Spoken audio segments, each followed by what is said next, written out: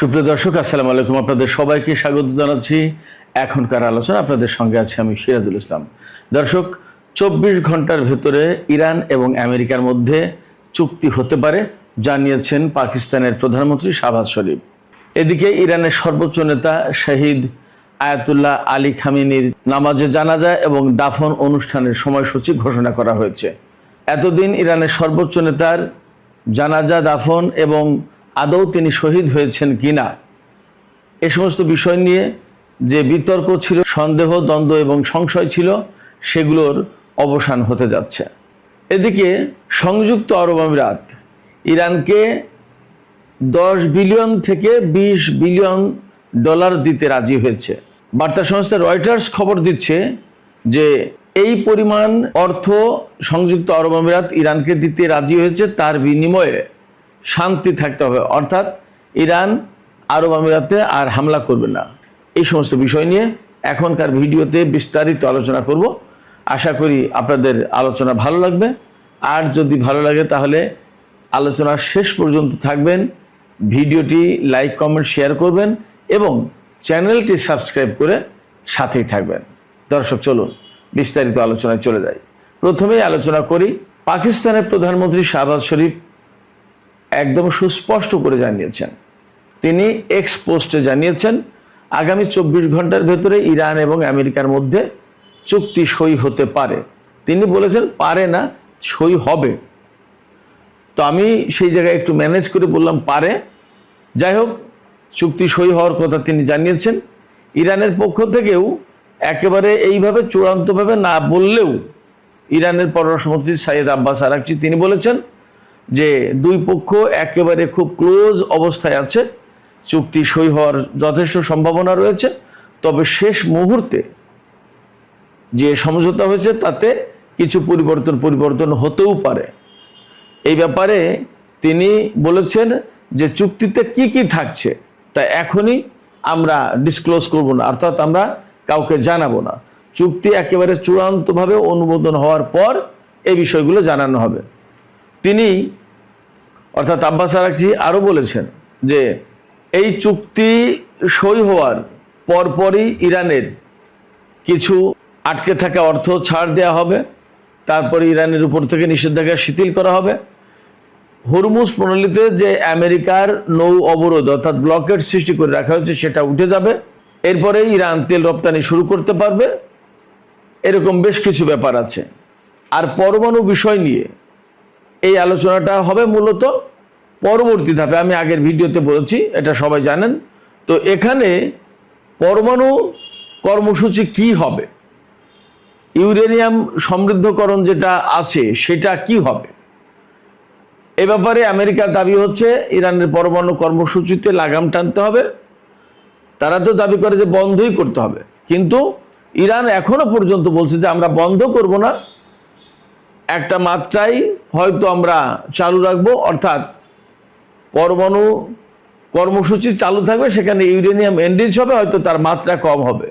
আর 60 মাত্রায় যে uranium enrich আছে সেইটা হয়তো আবার তার সমৃদ্ধকরণের মাত্রা কমিয়ে হয়তো 4, 5, 6 মাত্রায় বা 20 মাত্রায় এরকম আনা হতে পারে। তবে এই সমস্ত ব্যাপার কিন্তু প্রাথমিক সমঝোতার সাথে যুক্ত না। তো এই সমঝোতা সই হলে তারপরে 60 দিন হাতে সময় থাকবে, সেই সময়ের ভেতরে পরমাণু চুক্তি হবে। এবং আব্বাস আরাকচি একদম ক্লিয়ারলি বলেছেন, খুব জোর দিয়ে বলেছেন যে এই চুক্তির ভেতরে যা থাকবে তার ভিতরে খুবই গুরুত্বপূর্ণ বিষয় হচ্ছে যে লেবাননে ইসরায়েল যুদ্ধ করতে পারবে না, লেবাননে কমপ্লিটলি যুদ্ধ বন্ধ করতে হবে, এটা চুক্তির শর্ত। আর এই চুক্তি মাত্র 1.5 থেকে 2 পৃষ্ঠার ভিতরে হবে এবং এই চুক্তি আপাতত ডিজিটালি সই হবে। ডিজিটালি সই হওয়া বলতে আমি যা বুঝতে পারছি সম্ভবত যে এটা পাকিস্তানেও যাবে না, জেনেভাতেও যাবে না, কোথাও যাবে না। ইরান এখানে বসে সই করবে, আমেরিকা ওখানে বসে সই করবে, বাট ডিজিটালি। এর একটা কায়দা কানুন আছে যেটা বিশ্বস্ত এবং ডেফিনেটলি অ্যাকুরেট বলে গণ্য হবে। এদিকে এই চুক্তি সইয়ের আগে ইরানের অন্যতম উপপররাষ্ট্রমন্ত্রী, যিনি আইন এবং আন্তর্জাতিক বিষয়ক উপপররাষ্ট্রমন্ত্রী কাজেম গরিবাবাদি, ইনি কিন্তু একসময় ভিয়েনায় নিযুক্ত ইরানের প্রতিনিধি ছিলেন। তিনি অনেক সময় পরমাণু আলোচনা করেছেন। যা হোক, তো এই কাজেম গরিবাবাদী তিনি তেহরানে নিযুক্ত রাশিয়া এবং চীনের রাষ্ট্রদূতদের সাথে আজকে বৈঠক করেছেন। বৈঠক করে তাদের সাথে এই যে চুক্তি যেটা হতে যাচ্ছে আমেরিকার সাথে, এই চুক্তির খসড়া নিয়ে আলোচনা করেছেন। এবং আলোচনা শেষে কাজেম গরিবাবাদী বলেছেন, চীন এবং রাশিয়া হচ্ছে আমাদের বিশ্বস্ত এবং শক্তিশালী পার্টনার। তাদের সাথে আমরা এই সমস্ত বিষয় নিয়ে আলোচনা করলাম এবং ভবিষ্যতে এই ধরনের আলোচনা অব্যাহত থাকবে এবং এই দুই দেশের সাথে ইরানের সম্পর্ক ক্রমেই শক্তিশালী এবং জোরদার হবে, এই ধারা অব্যাহত থাকবে। কাজেম গরিবাবাদীর আজকের এই বক্তব্য থেকে একটা বিষয় আপনাদের কাছে নিশ্চয়ই খুবই পরিষ্কার হয়, সেটা হচ্ছে আমি সব সময় বলেছি যুদ্ধ শুরুর আগে থেকে যে চীন এবং রাশিয়া ইরানের পাশে থাকবে। আজকের এই প্রেক্ষাপটে কি আপনারা বুঝতে পারছেন যে চীন এবং রাশিয়া ইরানের কত বড় গুরুত্বপূর্ণ পার্টনার, কৌশলগত পার্টনার? অর্থাৎ কি চুক্তি করতে যাচ্ছে, সেই চুক্তিতে কি আছে সেটা কাউকে জানাচ্ছে না ইরান, বাট রাশিয়া এবং চীনের রাষ্ট্রদূতদের সাথে সেই ড্রাফট নিয়ে আলোচনা করেছে। তাহলে ইরান, রাশিয়া এবং চীন তারা কৌশলগতভাবে কতটা অংশীদার, কতটা বড় পার্টনার আপনারা এবার ভাবুন। এখন যখন ইরান আমেরিকার সাথে ইসরায়েলের সাথে যুদ্ধ করেছে, তখন রাশিয়া এবং চীন কতটা সমর্থন দিয়েছে আপনারা এবার বুঝে দেখেন। শুধু তাই না, নিশ্চয়ই এই 3-4 মাসে, বিশেষ করে এই 3-4 মাসের কথা বলছি, আপনারা পরিষ্কার হয়েছেন বিভিন্ন আন্তর্জাতিক বিশ্লেষকের পক্ষ থেকে এবং বিভিন্ন গণমাধ্যমের খবর থেকে আপনারা নিশ্চয়ই জেনেছেন যে রাশিয়া এবং চীন কতটা দৃঢ়ভাবে ইরানের পাশে আছে এবং রাশিয়া এবং চীনের স্বার্থটা কি ইরানে। এই তো গত 3-4 দিন আগে আমি একজন আন্তর্জাতিক পর্যবেক্ষকের বিশ্লেষণ শুনছিলাম। আমি যে কথাগুলো বলি তিনি তাই বলেছেন যে ইরানে রাশিয়া এবং চীনের স্বার্থ এক এবং অভিন্ন, এবং সেই স্বার্থটা কি আমি সবসময় বলি যে ইরান যদি মধ্যপ্রাচ্যে না থাকে, রাশিয়া নেই, চীনও নেই মধ্যপ্রাচ্যে। অতএব চীন এবং রাশিয়ার অস্তিত্ব এবং অবস্থান ধরে রাখার জন্য ইরানকে টিকিয়ে রাখতেই হবে। তাতে যদি কখনো কোনো সময় প্রয়োজন হতো যে এখানে রাশিয়া এবং চীনের সরাসরি যুদ্ধ করা দরকার, তাও করতো বা করবে। ব্যাপারটা এতটাই গুরুত্বপূর্ণ।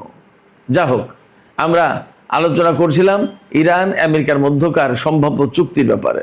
তো এই যে চুক্তিটা হতে যাচ্ছে, দেখুন আপনারা টাইম টেবিলটা, সময়সূচিটা খেয়াল করুন। ইরানের সর্বোচ্চ নেতার নামাজে জানাজা এবং দাফনের সময়সূচি ঘোষণা করা হয়েছে।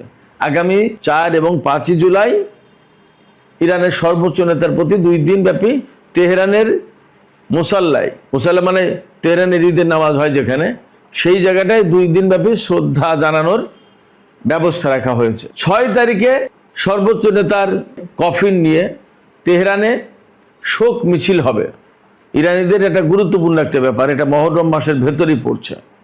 মহরম মাসে প্রচুর পরিমাণে শোক মিছিল করে, আশুরা পর্যন্ত, তারপরেও করে, একদম 40 দিন পর্যন্ত তাদের শোক চলে এবং এটা বিরাট গুরুত্বপূর্ণ ব্যাপার। এই মহরমের মাসকেই বেছে নিয়েছে ইরান সর্বোচ্চ নেতার শ্রদ্ধা জ্ঞাপন, নামাজে জানাজা এবং দাফনের অনুষ্ঠান নিয়ে। তো 7 তারিখে তেহরানে নামাজে জানাজা অনুষ্ঠিত হবে এবং এই নামাজে জানাজা, শ্রদ্ধা জ্ঞাপন, শোক মিছিলেও অংশগ্রহণের জন্য ইরানের লোকজন তো থাকবেই, সারা বিশ্বের যারা ইরান প্রেমিক, ইরানের সর্বোচ্চ নেতার প্রতি যারা ভালোবাসা রাখেন, শ্রদ্ধা রাখেন, তাদেরকে যাওয়ার জন্য উদাত্ত আহ্বান জানিয়েছে ইরান। এরপরে 8 তারিখে আপনারা সবাই জানেন ইরানের কোম শহর হচ্ছে পবিত্র নগরী বলা হয়, ধর্মীয় নগরী। এখানে আহলে বায়াতের বংশধারার একজন ইমামের কন্যার মাজার রয়েছে এবং কোম হচ্ছে ইরানের ধর্মতত্ত্ব এবং রাজনীতির একটা গুরুত্বপূর্ণ কেন্দ্র। এই কোমকে কেন্দ্র করে ইরানের যে সমস্ত বড় বড় আলেম, ওলামা, স্কলার, রাজনীতিবিদ, দার্শনিক, এই কোমকে কেন্দ্র করে তাদের মূল কার্যক্রম পরিচালিত হয়। কোম খুবই গুরুত্বপূর্ণ। এই ধর্মীয় নগরী কোমে, পবিত্র নগরী, সেখানে 8 তারিখে জানাজা অনুষ্ঠিত হবে সর্বোচ্চ নেতা। এরপরে জুলাইয়ের 9 তারিখে মাশহাদ শহর, ইরানের সবচেয়ে গুরুত্বপূর্ণ মাশহাদ শহর, পবিত্র নগর। মাশহাদ হচ্ছে একেবারে আফগানিস্তান সীমান্তে, খোরাসান রাজাবি প্রদেশের রাজধানী, খুবই গুরুত্বপূর্ণ এবং সম্ভবত তেহরান শহরের পরে বৃহত্তম শহর, দ্বিতীয় বৃহত্তম শহর হচ্ছে এই মাশহাদ শহর। সেখানে শিয়া মাযহাবের অষ্টম ইমাম ইমাম রেজার মাজার রয়েছে। এই ইমাম রেজার মাজারে 9 তারিখে সর্বোচ্চ নেতার জানাজা হবে এবং সেখানে দাফন হবে। এই 9 তারিখ হচ্ছে ইমাম সাজ্জাদ অর্থাৎ ইমাম জয়নুল আবেদিন, ইমাম হোসেনের ছেলে, তার শাহাদাত বার্ষিকীর আগের রাত। এই সময় সর্বোচ্চ নেতাকে দাফন করা হবে, চূড়ান্তভাবে দাফন করা হবে মাশহাদ শহরে ইমাম রেজার মাজারের পাশেই। ইমাম রেজার মাজারে আমি গিয়েছি ইরানে থাকাকালীন, বিরাট বিশাল মাজার। আমি মনে করেছিলাম যে ছোটোখাটো একটা মাজার হবে, কতই বার মানুষ, হয়তো 200-400 লোক হবে, বড় জোর। মাই গড, আমি ইমাম রেজার মাজারে প্রথম যেদিন গেলাম, গিয়ে দেখি যে শত শত মানুষ, কি হাজার হাজার মানুষ, এত সম্মান আহলে বায়তের অন্যতম এই সদস্যের প্রতি, ইমাম রেজার প্রতি। অ্যাট এ টাইম 1 লাখের বেশি মানুষ এখানে নামাজ আদায় করতে পারে, এত বিরাট বিশাল কমপ্লেক্স। মাজার শুনলে আবার আমাদের দেশের অনেকেই এটাকে বলে মাজার পূজা, মাজার পূজা। নো ভাই, কোনো মাজার পূজা নেই। সেই মাজারে মানুষ শ্রদ্ধা জানাচ্ছে ইমামের প্রতি, কোরআন শরীফ পড়ছে, হাদিস পড়ছে, নামাজ পড়ছে, জিকির আজগার করছে, খাচ্ছে, দাচ্ছে, ঘুমাচ্ছে, বসছে, কথা বলছে, সব কিছু চলছে। কোনো মাজার পূজা, ওই নাচানাচি, গাওয়া গাই, গাঁজা খাওয়া, ভাং খাওয়া, ওই লুবান বাতি জ্বালানো, কোনো কিছু নেই। শুধু ইবাদত বন্দেগীর ভিতর দিয়ে এবং ইমামের প্রতি শ্রদ্ধা জানানোর ভেতর দিয়ে তার প্রতি দুরুদ পড়ছে, সালাম পড়ছে। আর দুরুদ সালাম মানেই আল্লাহুম্মা সাল্লি আলা মুহাম্মাদ ওয়া আলা আলি মুহাম্মাদ, এইভাবে পড়ে শিয়ারা, ইরানের শিয়ারা এইভাবে দুরুদ পড়ে। নবীজির প্রতি দুরুদ, তার আহলে বায়তের প্রতি দুরুদ। যাই হোক, এই সমস্ত নিয়ে প্রয়োজনে অন্য কোনো দিন একটা আলাদা ভিডিও করা যেতে পারে। তো আয়াতুল্লাহ আলী খামেনির প্রতি শ্রদ্ধা, ভালোবাসা, তার জন্য শোক মিছিল, নামাজে জানাজা, এত কিছুর আনুষ্ঠানিকতা সব শেষ হবে 9 জুলাই। এটা আমি বলছিলাম এই কারণে যে এই যে চুক্তিটা হচ্ছে কখন, যখন ইমামের অর্থাৎ ইমাম খামেনির, ইমাম আলী খামেনির নামাজে জানাজার চূড়ান্ত সিদ্ধান্ত ঘোষণা করেছে, তার আগ মুহূর্তে এই চুক্তি হচ্ছে। এই চুক্তি তার আগ মুহূর্তে হওয়ার একটা বড় গুরুত্বপূর্ণ দিক এই যে আলী খামেনির জানাজায় ইরান এবং সারা বিশ্বের কোটি কোটি মানুষ অংশগ্রহণ করবে, এতে কোনো সন্দেহ নেই। ইরানের পক্ষ থেকে তো কোটি কোটি মানুষ হবেই, সারা বিশ্ব থেকে আরো হাজার হাজার মানুষ আসবে। সব কিছু মিলে এত বড় আয়োজন, একটা শান্তিপূর্ণ পরিবেশ প্রয়োজন।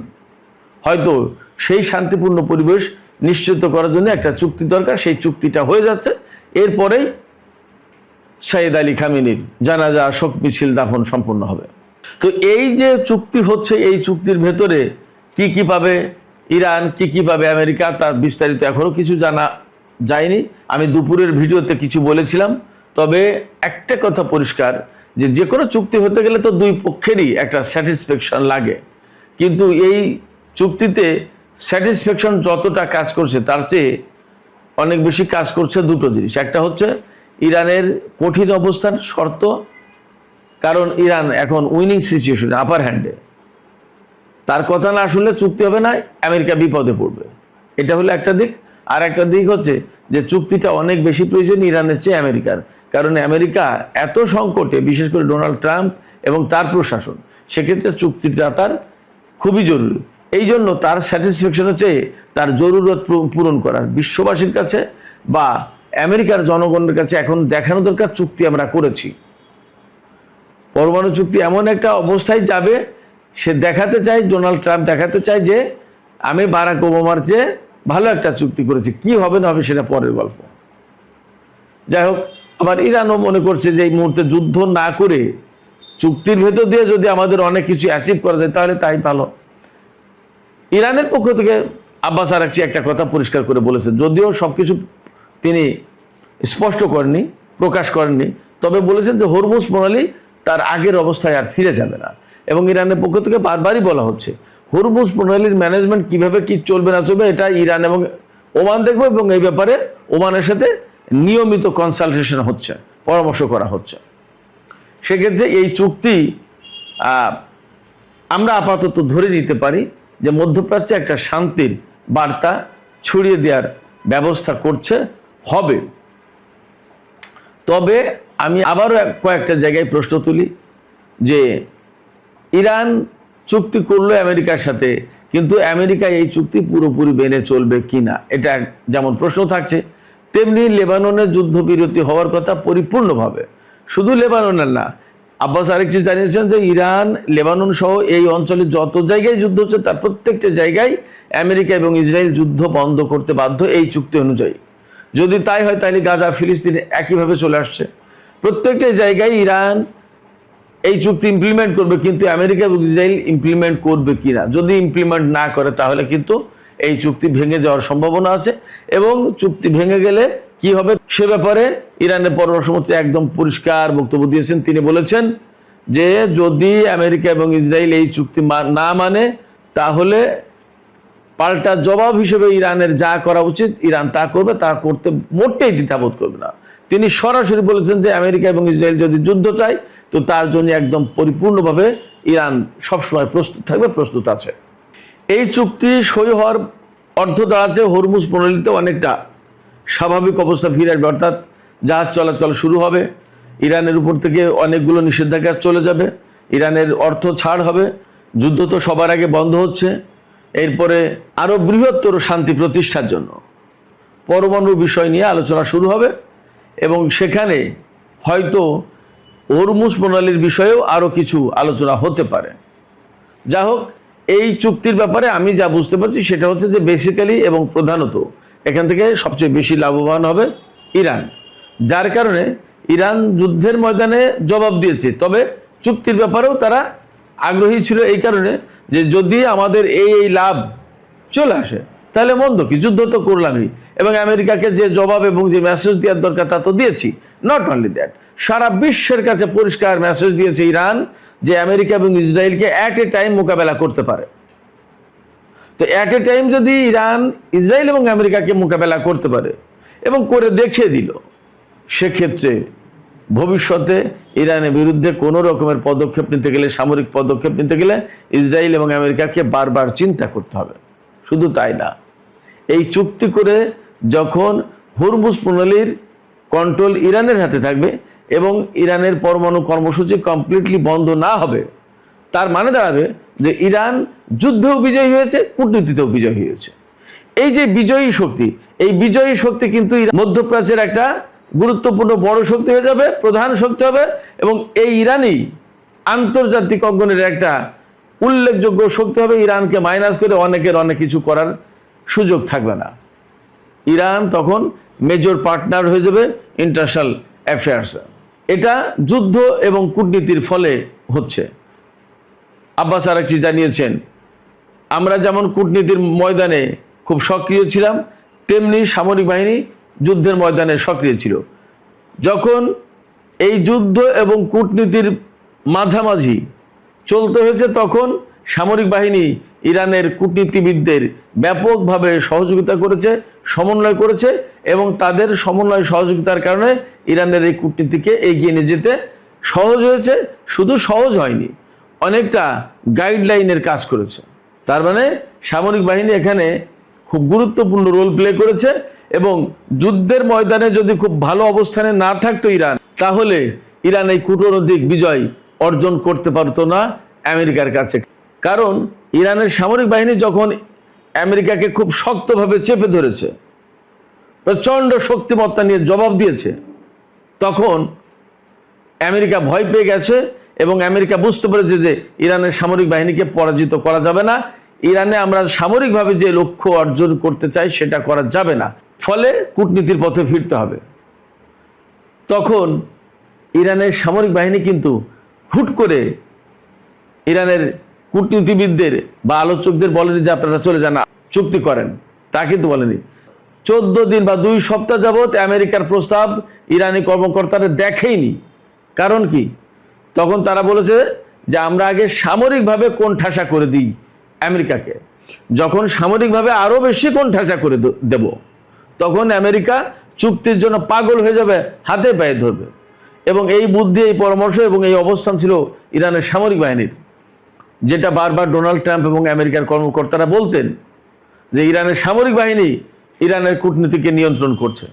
আসলে ইরানের কূটনীতিকে নিয়ন্ত্রণ ইরানের কূটনীতিবিদরাই করেছেন, কিন্তু সামরিক বাহিনীর একটা অবস্থান ছিল এবং সেই অবস্থান ইরানের কূটনৈতিক অর্জনকে আরো বেশি প্রভাবশালী করতে, জোরদার করতে ভূমিকা রেখেছে। এটা হচ্ছে একেবারে মানবতী কথা।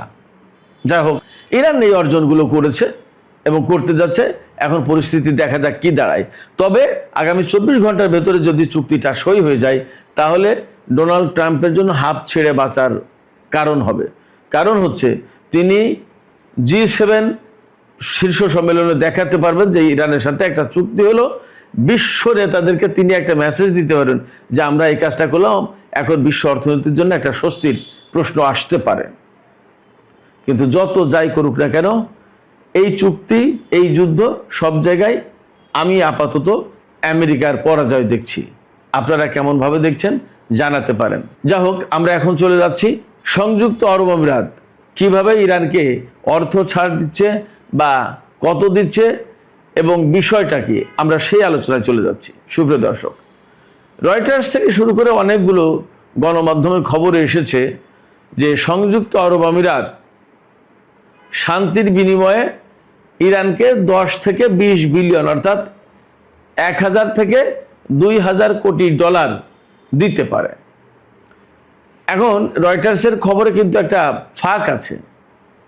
একবার বলছে যে শান্তির বিনিময়ে দিতে পারে, আর একবার বলছে যে সংযুক্ত আরব আমিরাত ইরানকে এই অর্থ ছাড় করবে, আটকে থাকা অর্থ ছাড় করবে।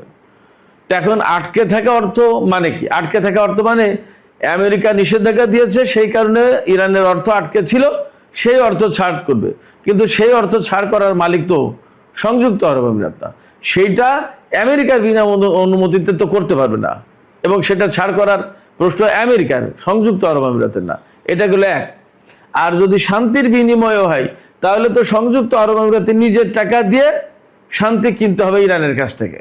তার মানে সংযুক্ত আরব আমিরাত ইরানকে এইভাবে বলবে যে ভাই, এই টাকা, এই অর্থ আমি আপনাদের দিলাম, আপনারা দয়া করে আর আমাদের উপর হামলা করবেন না। যুদ্ধ যা হয়েছে, ভুল বুঝাবুঝি যা হয়েছে তা ওই পর্যন্তই শেষ। আমরা মিলেমিশে থাকতে চাই, আপনি আর আমাদের উপর হামলা করেন না।